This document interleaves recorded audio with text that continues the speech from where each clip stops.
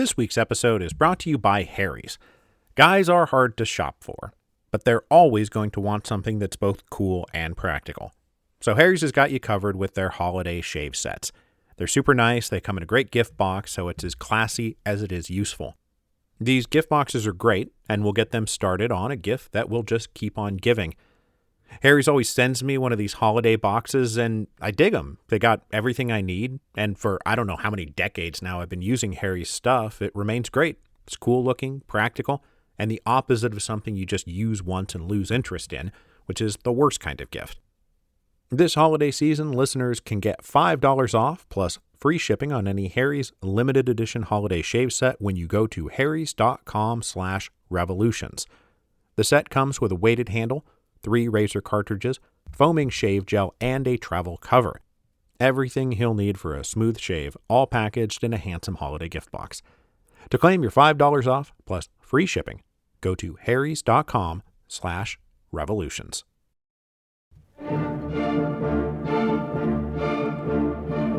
Hello, and welcome to Revolutions. Episode 10.79, Reds and Whites. Today marks something of a transition. We are crossing the line and heading into the final lap of our final series of the Revolutions podcast. Part 1 of this final season, episodes 10.1 through 10.39, climaxed with the first Russian Revolution, the Revolution of 1905. But since we returned with episode 10.40 for part 2, we have spent our time building towards the Revolution of 1917. We passed through the post-1905 era of the Dumas and the Stolypin reforms. Then we covered the events, personalities, and triggers that brought about the February Revolution, most especially World War I, and even more most especially, Nicholas and Alexandra's disastrous management of World War I. Episode 10.62, International Women's Day, kicked off the much-anticipated Revolution of 1917, and that's where we've been ever since. The February Revolution, the April Crisis, the June Offensive, the July Days, the Kornilov Affair, and finally, the October Revolution. But now that's done. Everything we've been building towards is now in the rearview mirror. Now, if we applied the narrowest definition to the Russian Revolution of 1917, it ends on October 26, with Lenin, Trotsky, and the Bolsheviks overthrowing Kerensky and the provisional government.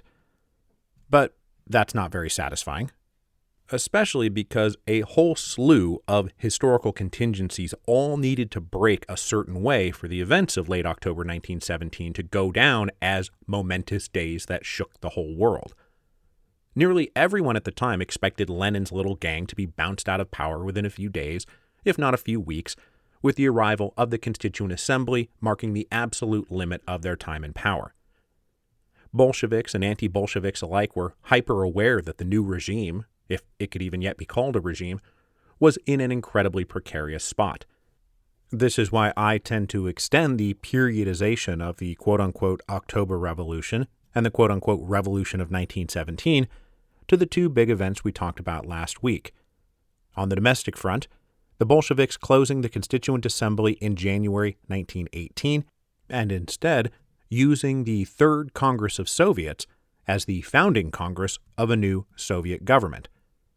Then on the foreign front, the Treaty of Brest-Litovsk in March 1918, which, as humiliating as it was, left that newly founded Soviet regime with international recognition and sovereign borders. With those two elements in place, we move from the rising up and seizing power phase to the consolidating and expanding power phase. So as we leave behind the Revolution of 1917 on account of it, not being 1917 anymore, we also move from revolution to civil war. From here on out, action is not going to be defined by sporadic street fighting involving a couple thousand armed partisans, but by armies numbering in the millions, waging full-scale war against each other. This war would involve not just every single nationality in what was now the former Russian Empire, but also every major European power, as well as the United States and Japan. They all engaged each other in multiple major theaters of operation and dozens of individual fronts, from Poland to the Pacific, and from the White Sea to the Black Sea. It is an insanely large and confusing conflict, and a complete treatment of the Russian Civil War could easily fill 150 episodes all on its own. And while we're not going to do that, I also don't want to just shut it down and walk away in the spring of 1918 and say, the Revolution of 1917 is over, goodbye. Because the contingency of civil war still looms over everything. The story of the Russian Revolution is not over until the Civil War is over. And as the old saying goes, the revolution's not over till the Red Army wins. The final point I want to make on all this is that I have to say that though we call it the Russian Civil War, that's not really an accurate description. This conflict involves at least a half dozen major wars of independence between various nationalities in the Russian state. It involves international conflicts among these groups as they jockeyed with each other for territory and influence. It also involved intra-national conflicts, which are themselves simply localized civil wars and class wars and ethnic conflicts. So though the post-revolution of 1917 and post-World War I conflicts in the former Russian Empire all fall under the single heading, the Russian Civil War, we are talking about dozens of conflicts drawn over multiple intersecting lines: nationality, religion, class, culture, ideology, and politics. And really what this is a giant international conflict taking place within the boundaries of the former Russian Empire and what will become the Union of Soviet Socialist Republics after the Red Army wins. We'll start today with a bit of business that helps further mark the transition from the Revolution of 1917 period to the Civil War period. On March 6, 1918, the Bolsheviks met for what they reckoned was their 7th Party Congress. They reckoned it was their 7th Party Congress because they continued to lay claim to the mantle of the Russian Social Democratic Labor Party. The Russian Social Democratic Labor Party had held their very first and very tiny Congress in 1898, and which we talked about all the way back in episode 10.27.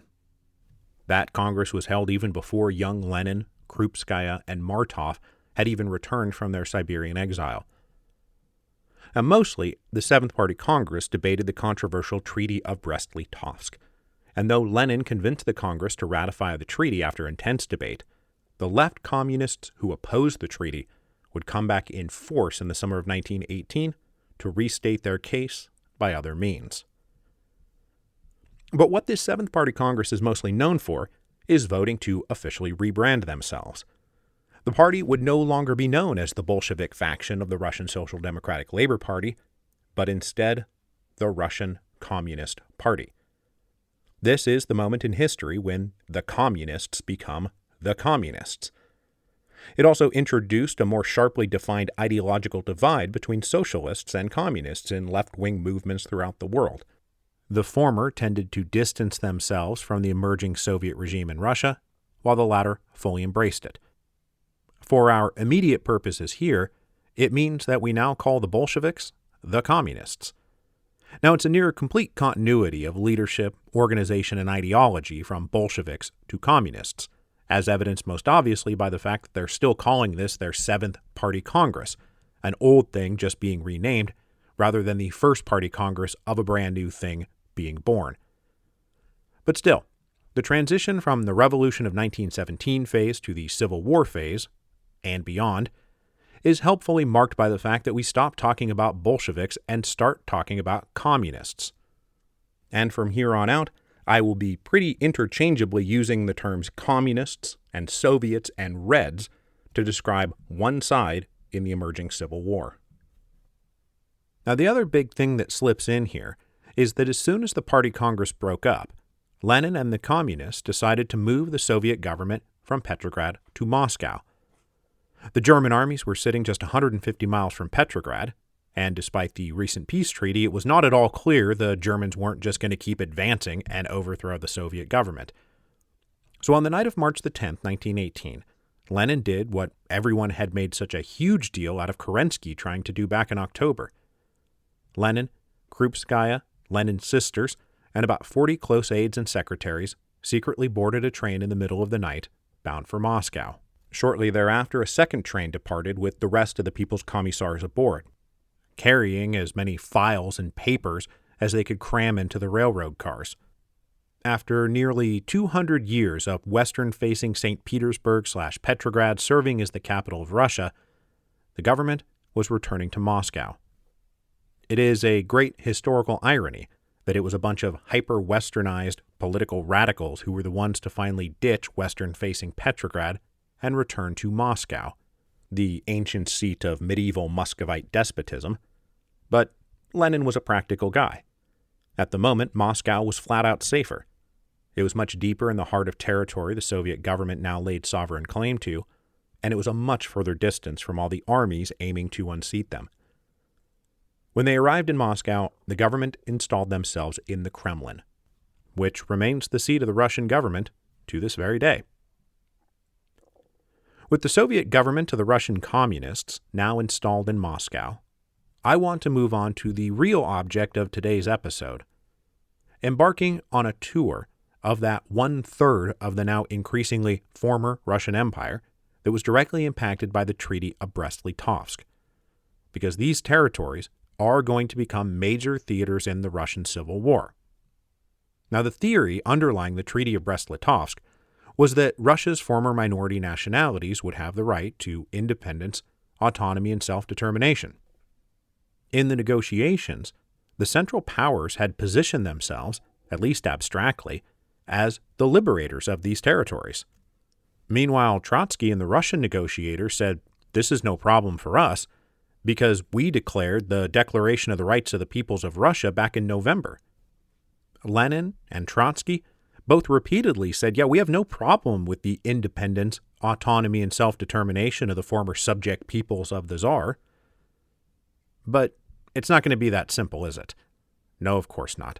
It's never that simple, because in a situation like this, competing groups of leaders and governments and institutions are each going to claim to speak on behalf of their respective nations. So, who do we listen to? Who gets to make that claim? Embedded in the answer to these questions is the explanation for why wars of independence are always civil wars at the same time. So, we will start in the northwest in Finland. Finland was a latecomer to the Russian Empire. It had only been brought into the fold in 1809 during the heyday of Napoleon and Alexander I. Finland was only joined to Russia in personal union with the Tsars, who in Finland raised not in their capacity as Tsar of Russia, but as Grand Duke of Finland. Because of this, the Finns had always had a great deal of local autonomy, and they were one of the few parts of the Russian Empire with an elected parliament. In the late 1890s, Tsar Nicholas had tried to carry the ultra-conservative ideology of orthodoxy, nationality, and autocracy into Finland with an aggressive Russification policy meant to break traditional Finnish autonomy. It massively backfired and tended to drive all Finns, whatever region or class they happened to be in, towards the dream of independence. During the revolutionary upheavals of both 1905 and 1917, the Finns were always angling to break away from the Russian Tsar. And as we have seen, anti-Tsarist elements always found influential support from Finnish officials, who were happy to use their autonomous rights to allow wanted enemies of the Tsar to set up shop just over the border, roughly 100 miles from Petrograd. Economically and politically, the Finns were far more advanced than their Russian neighbors. Their industrial working class was a much bigger proportion of the population, with some 500,000 workers in a country of just 3 million people. In their 1916 elections, Finnish socialists won an outright majority in their parliament, much to the consternation of the old aristocracy and the commercial bourgeoisie. When the February Revolution hit, all Finnish factions were united in assuming independence was on the way. But the October Revolution split those factions into two bitterly divided camps, the Reds and the Whites, the two colors that would define the massive post-1917 conflict throughout the Eurasian continent. In mid-November, the Finnish workers, the Reds, launched a massive general strike to push their leaders towards a declaration of independence, as well as the demand that independent Finland be a workers' democracy, not a bourgeois democracy. But as had happened with the SRs and the Mensheviks over in Russia, the leadership of the Finnish Socialist Party were more circumspect and cautious than the rank and file. Instead of following the lead of the Bolsheviks and using the November general strike to seize power, the Finnish socialists instead endorsed a unity government dominated by bourgeois and nationalist leaders. This government then officially declared independence on December 6, 1917. Those bourgeois and nationalist elements, the whites, were terrified of the effectiveness and implications of the general strike that had been staged by the workers and the socialists, the Reds. The government built up defensive forces and clearly signaled the possible necessity of a dictatorship to keep the workers in line.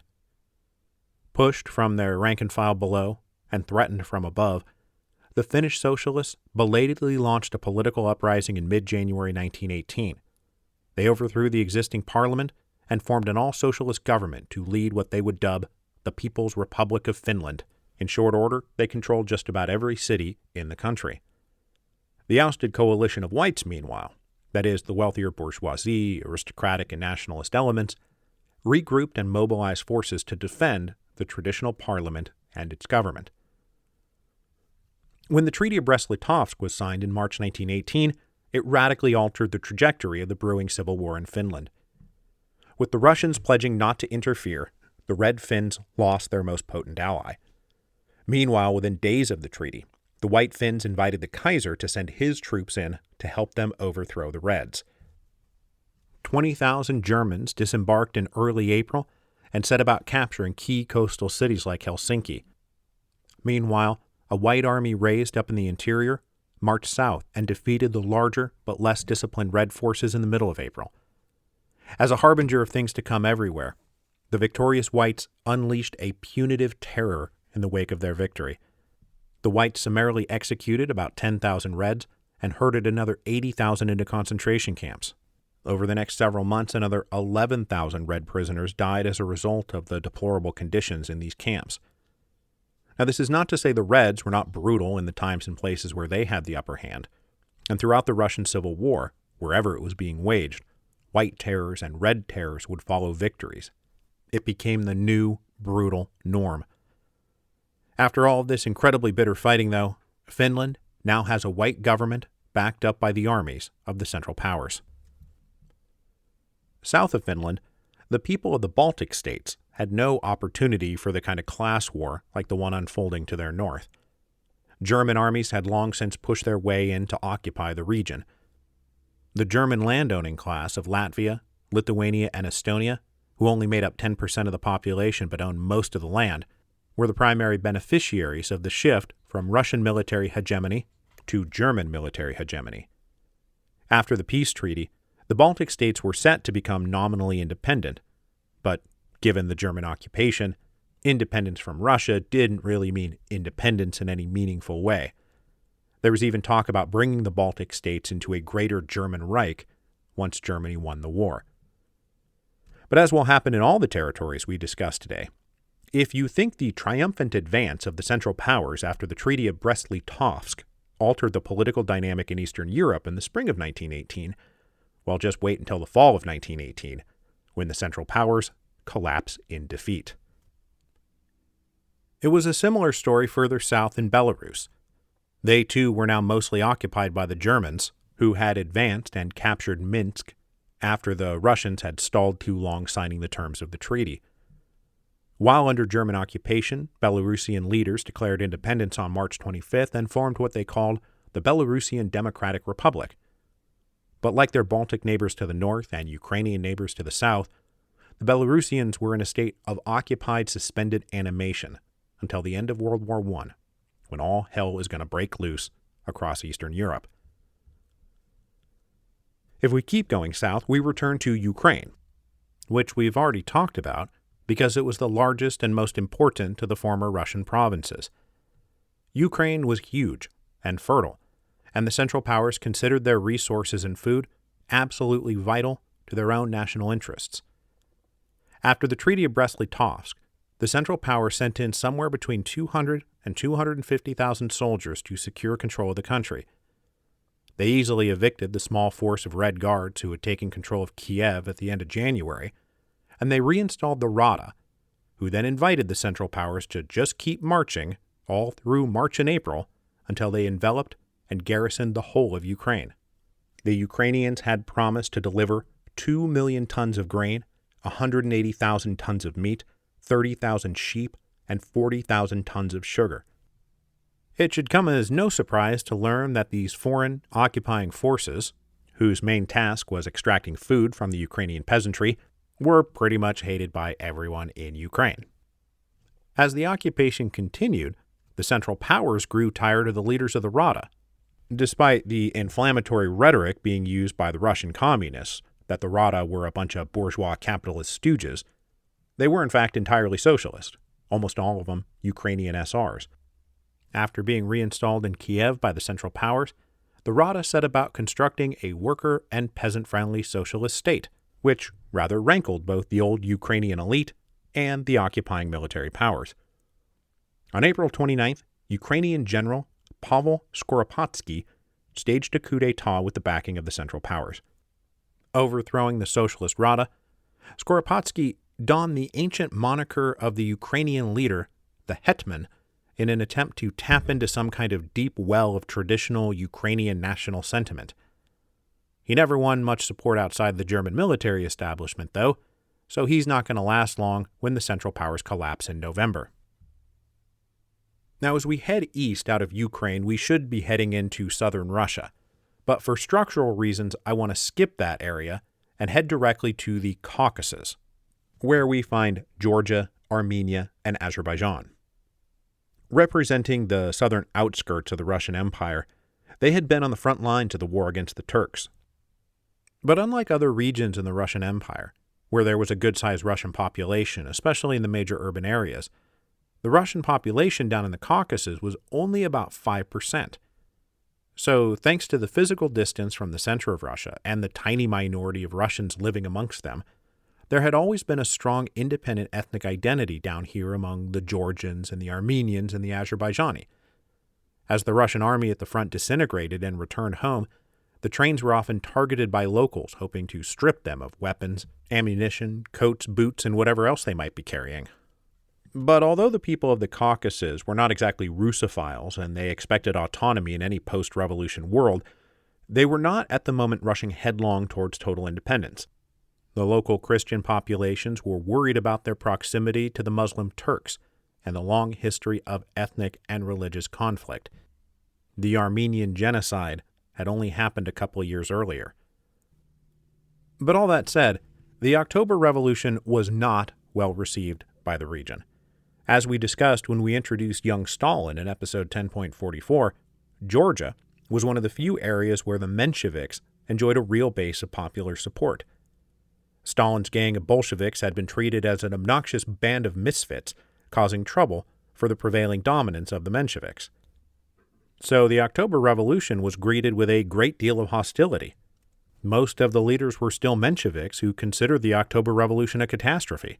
They quickly set up an anti-Bolshevik trans-Caucasian government which united Georgia, Armenia, and Azerbaijan under Menshevik and SR leadership, that dubbed itself the Trans-Caucasian Democratic Federative Republic, and they declared independence on April 22nd.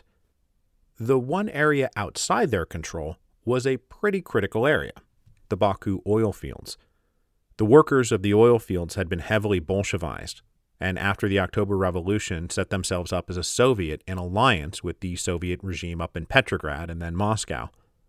But unfortunately, they were isolated and would spend several months under siege by their anti-Soviet neighbors.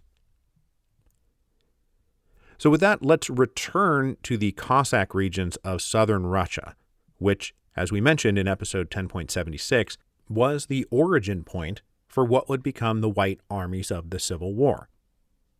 The Cossacks were long considered the most aggressively pro-Tsarist nationality in the empire. They enjoyed all kinds of special privileges in exchange for their ferocious and unwavering military support. The Cossack population down around the Don River numbered about 1.5 million. This group was able to threaten critical mines and factories in the region, block the rail line to the Caucasus and especially those Baku oil fields, and they could strike west into Ukraine. Lenin and the Soviet leadership naturally considered these Cossacks to be the most dangerous threat to their regime, and they had set up the leader of the Don Cossacks, General Alexei Kaledin, as a major reactionary boogeyman.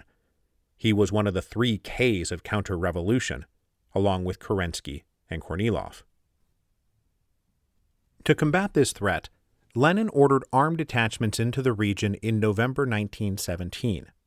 These forces were led by Vladimir Antonov, the guy who took the Winter Palace during the October Revolution, and Nikolai Muraviev, the guy who led the defense of Petrograd at the Little Battle of Pulkovo.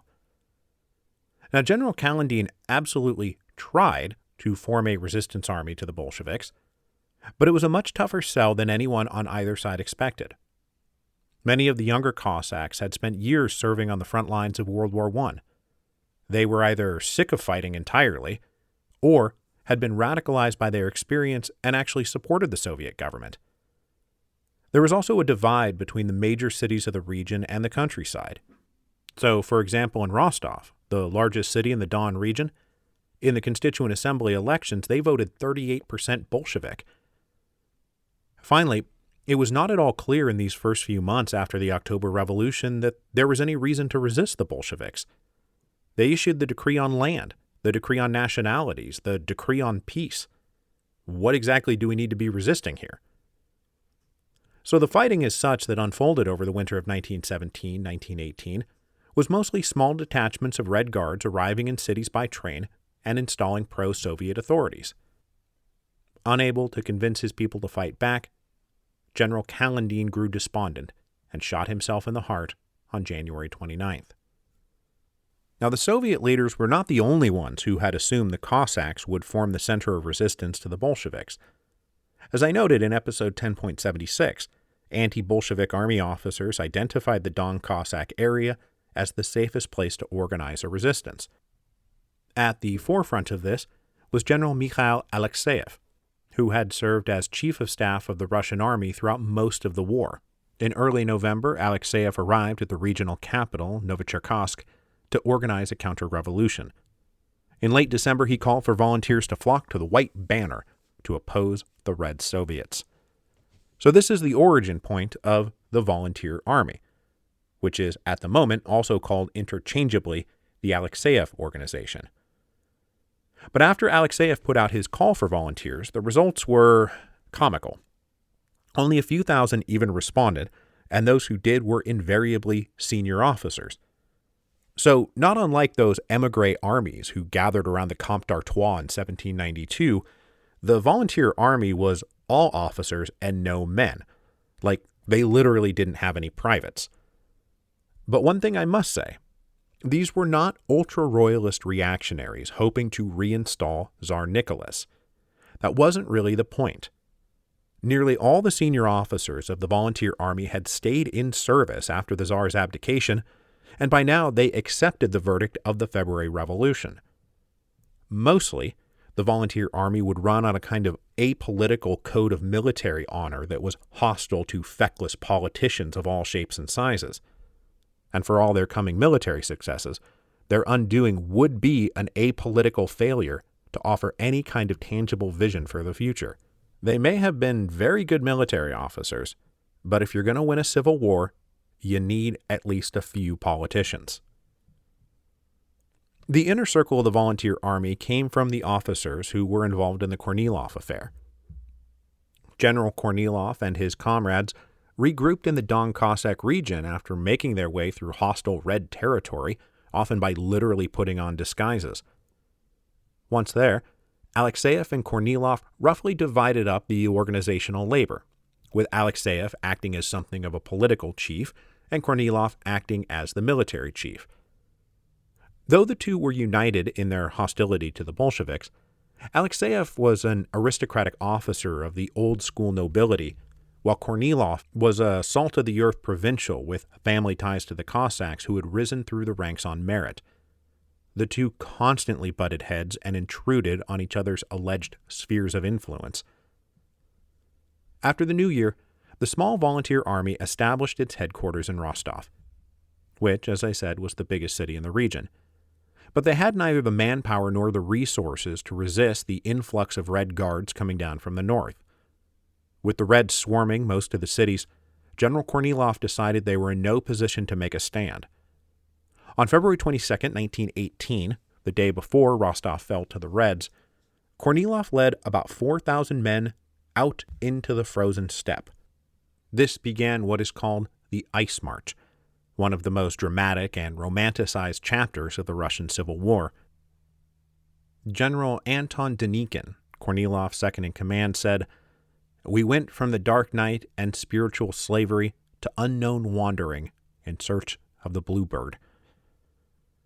With all the cities and railroads controlled by the Reds, the little volunteer White Army had to avoid essentially all urban areas and railroad stations.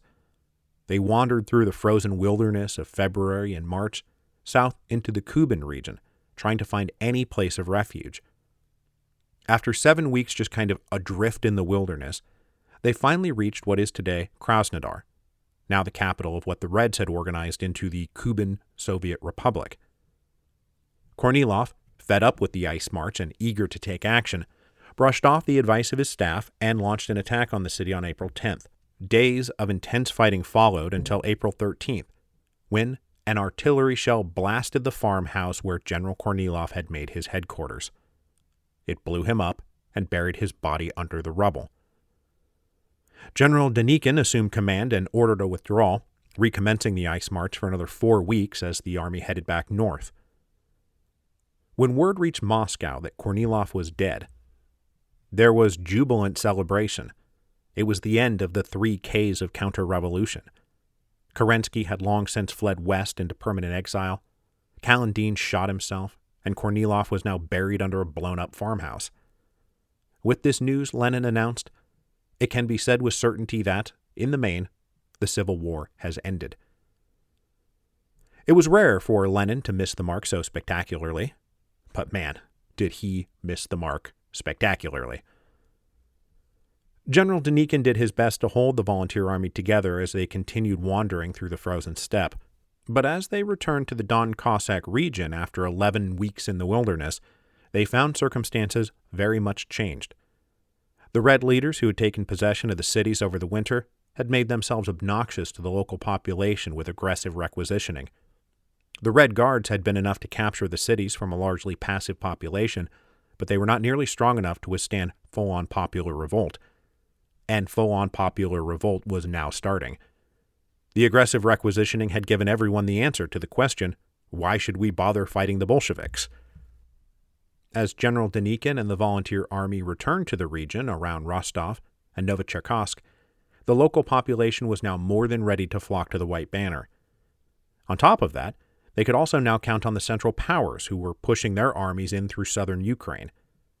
Together, these forces started clearing out the Reds in early May 1918.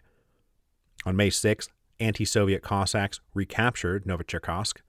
On May 8th, the Central Powers captured Rostov. By this point, we can say that the whole region has been basically cleared of Red forces.